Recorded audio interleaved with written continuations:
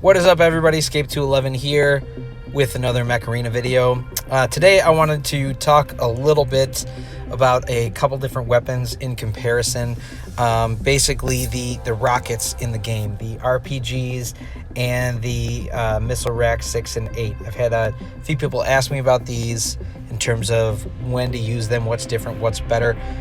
So I just wanted to talk about that a little bit. So ultimately they're designed to just fit different types of needs and different types of mechs. So your RPGs are common and they're easier to get, lower energy, but they take a little while to upgrade.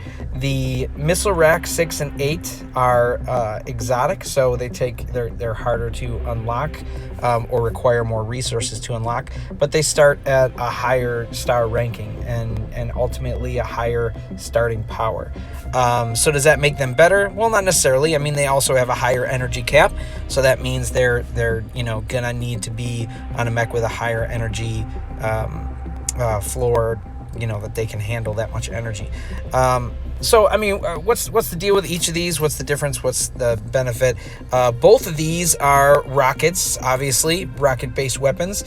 They both have explosive type of damage, which means that it'll hit the target and it'll do some splash damage. They also have a similar range. I believe both are 105 meters. Let me see what this. No, actually, these had 150. So the missile rack 6 and 8 has a little bit more range.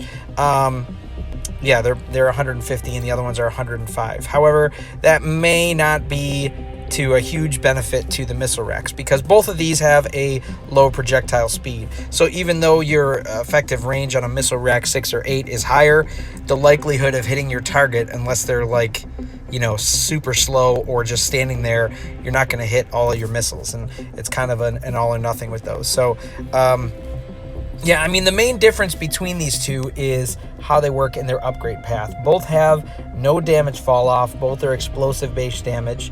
The RPGs, you fire off one at a time and they have a larger magazine, but the missile racks, you hit the fire button and it fires all at once, and they have a smaller magazine, so they fire less rockets. The missile rack 6 only has 5. I don't know why they call them the 6 and 8, because the missile rack 6 only has 5 per magazine.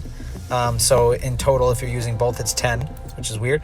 The missile rack 8 has 6 in it. So I don't know why it's called that, but that's just, I guess, how they named it. I don't know. Maybe they originally, I can't remember for sure if our earlier beta stages had more rockets in there and they just changed the number of rockets. But either way, I don't know. They used to call these Pac-Lands, so I don't know what the deal is. But anyway, both are going to have explosive damage, both similar range.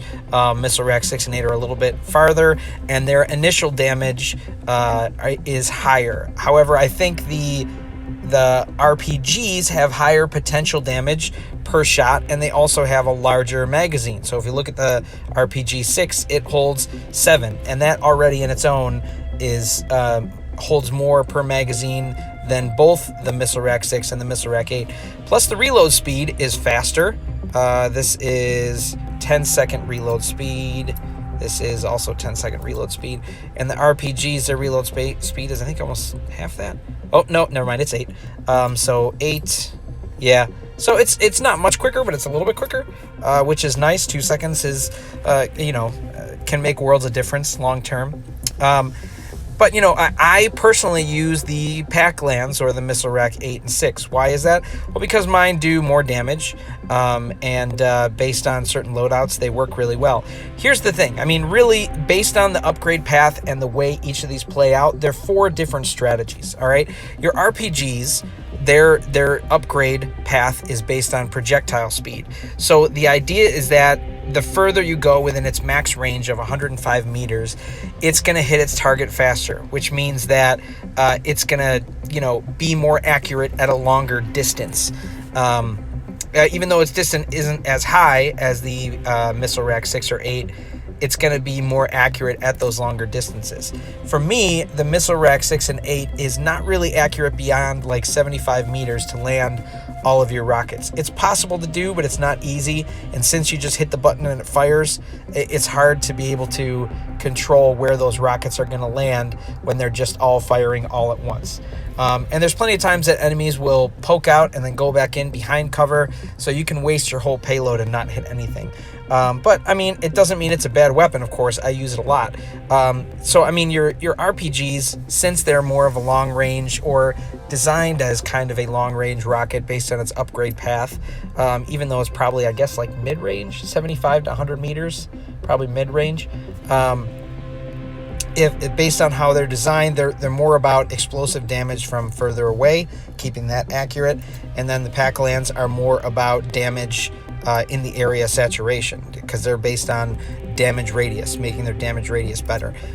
So, you know, it's kind of like a long-range explosive damage with higher accuracy versus higher potential damage close up and area saturation that the missile rack does. It's also a difference of how long you stay out in the open. The RPGs are going to allow you to, from a longer range, make it easier to stay kind of in the open and track your targets and fire at them, whereas the Pac-Lands are designed to poke out, you know, drop your payload, kind of a hit and run tactic, and then duck behind cover. So I like the Missile Rack 6 and 8 largely because it allows me to do a lot of damage, get back into cover, reload, and then get out. I feel like I have more security that way. With the RPGs, that's a little harder to do. And even at longer ranges against the computer, I mean, the computer these days is able to field the long arms really well with great accuracy. So it's hard to use the RPGs in the current context. But, I mean, if you have a long range loadout, an RPG 2, 4, or 6 might be a nice coupling with, you know, like a railgun or something that will do a lot of damage, and that will just provide like a little extra chip damage onto that. So they have potential as decent weapons. I've been upgrading the 6 a little bit here and there, and it's pretty decent. It's not as good as the others, but I also haven't gotten its star rating high enough. But it's one of those weapons that I would say after you've upgraded some of your other more important mechs and weapons, it's one to consider, just because as a 2, 4, and 6 energy weapon, it does pretty well compared to some of the other 2, 4, and 6 energy weapons. Like, you know, I'd use it over a shotgun or a plasma cannon for sure, over a thermal lance for sure. Depending on my loadout, I might use it before a javelin or a pulse cannon. But you know, those are where they would fit in those energy brackets pretty decently. So it's not a bad weapon. I would say I personally, as you can see in my bay, I use the Pac-Lands more right now, or the Missile Rack 6 and 8. Sorry, I keep calling it the Pac-Lands. That's what they used to be called. But the RPGs are still a pretty solid weapon, especially earlier in the game when when you get early game weapons. The RPGs are a pretty solid one that you can invest a little bit into. However, I would say once you start unlocking rare or exotic or even the prototype-based weapons, if you can afford unlocking them, they probably are a bit better for you. But, I mean, that also means you're probably spending a lot right now to upgrade them or to unlock them. It's hard for me to say because I got these before they changed the unlock system, when it was more about opening them in crates versus through the upgrade path and having to spend A coins on. So I don't know always if it's better to spend A coins here or to spend the A coins to upgrade some of your base weapons.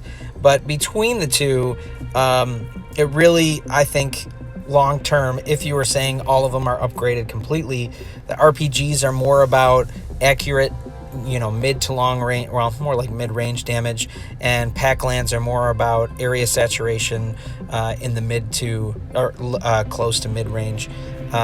So that's kind of how I see these two weapons.